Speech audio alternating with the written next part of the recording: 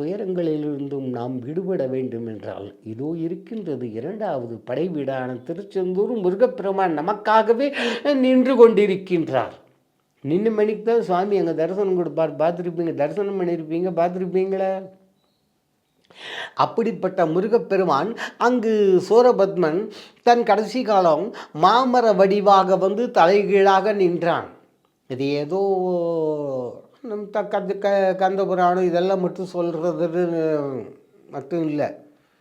தமிழில் ஒரு சில நூல்களுக்குத்தான் பழமொழிகள் உண்டு. நாலும் இரண்டும் சொல்லுக்கு உறுதி. நாலடியார் திருக்குறள் 2 அங்கே வந்தாச்சு. தெரியுதா? கல்லாடம் படித்தவங்க கூட சொல்லாடாத, கல்லாடம் படித்தவங்க கூட மல்லாடாத. காரணம், கல்லாடத்தில் அவ்வளவு வாக்குகள், கல்லாடத்தில் அவ்வளவு போர் முறைகள், இவ்வளவு இந்த கல்லாடத்தில் இருக்கு. தெரியுதா?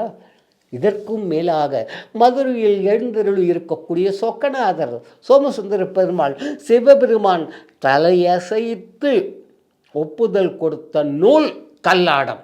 இன்றைக்கி இருக்குது, சில இடங்களில் இருக்குது. தயவு செய்து படியுங்கள். நாமும் நலம் பெறுவோம், நம் வீடும் நலம் பெறும், நாடும் நலம் பெறும். அப்படிப்பட்ட அந்த கல்லாடம் இருக்கே, அதில் வருது இந்த தகவல். இவன் மாமரம்மா வந்திருந்த பொழுது அவனை சம்ஹாரம் செய்தார் முருகப்பெருமான். அது எந்த இடம் சார்? திருச்செந்தூர்லேருந்துன்னு சொல்லிட்டு இருக்கீங்களேன்னாக்க, இன்றைக்கும் போய் பாருங்கள். அந்த ஊருக்கு மாமரம், பாடுன்னு அழித்தது அந்த இடத்துல, மாப்பாடுன்னு பேர். அப்போ அந்த காலத்திலெல்லாம் பேர். சூரன் மாமரமாக வந்து அழிபட்டதால் அந்த பகுதியில் இன்றும் மாமரங்கள் வராது.